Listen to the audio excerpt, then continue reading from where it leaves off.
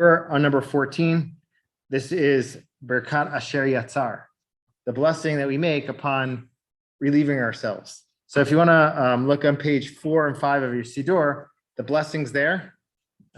Those who recite this daily know this blessing. It's just always good to repeat it, to think about what we're really saying, because you could say it, if you're saying it after you go to the restroom each time, you could be saying it like many times a day.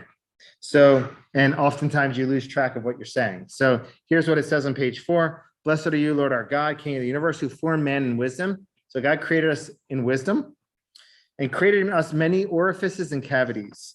Nikavim, nikavim, chalim, chalim. It is revealed to know before the throne of your glory that were one of them to be ruptured or blocked, it would be impossible to survive and stand before you. Blessed are you, Lord, healer of all flesh, who does wondrous deeds. So this is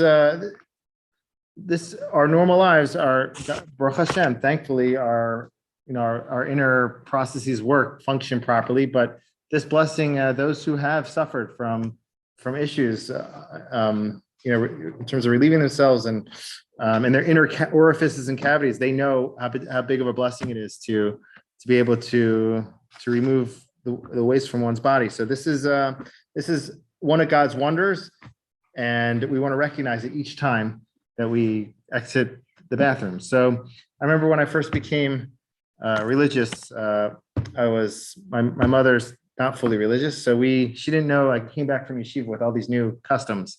She couldn't keep track after a while. So we were staying one time in New York in a hotel, and it was like we had like a bathroom in between our rooms. So every time I go to the restroom, I go like into her room afterwards, and she'd be like, why are you always talking to yourself every time you come into my room? It's like, I'm saying a blessing, because you have to make a blessing every time you go to the bathroom. She's like, come on, Eli, really? Every time? So that's actually the law. Every time you go to the restroom, you're supposed to make a blessing to thank God. This is the blessing you make. And it doesn't matter how much one relieves oneself, the blessing is relevant, because if it was blocked or ruptured, no matter how much, it still would be, one would suffer. So we want to bless God for every time. Here's just a few practical halachas connected to this. So let's start with until one can make the blessing. So one should make the blessing immediately after one has relieved oneself, but it extends until one needs to go once more to relieve oneself. So that's how long it would extend. But you should do it immediately, because that's when you really recognize God's wonders. For the Sephardim, actually, there's a 30-minute mark and a 72-minute mark. But for Ashkenazic halacha, it extends till the next time.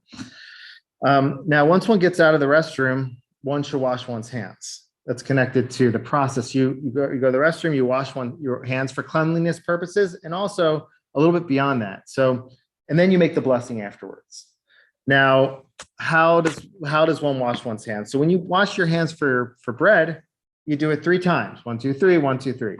When one goes to the restroom, there's a little bit of discussion around this. Some say that you should some say originally there's a debate. Some say it's very similar to Netilat Yadayim, like when you do the 3. So therefore, they're very careful to use a vessel. I'm saying it kind of like in a very simple way. They use a vessel for it. Some will do 1 with the vessel. Some will do 3. But many authorities say that even if you just rinse your hands with soap, you clean them, that's enough for this blessing. And many do rely upon that. So in any case, you need to rinse your hands. Just to be a good person, you need to rinse your hands. But also, for the sake of the blessing, you're supposed to rinse your hands afterwards. See if there's any other halachas here. One more, if someone's connected to a catheter, it's like so when do they make the blessing? Let's say it's like all day long. They're removing waste, So they say they make it in the beginning of the day for like the whole day. So that's just a few halachas connected to this. It's you get used to doing it after a while, which makes it easier. But really, we shouldn't get used to it. It really is a wonder, and that's why it says, "Healer of all flesh, who does wondrous deeds." If you can think about it when you make the blessing, it can be really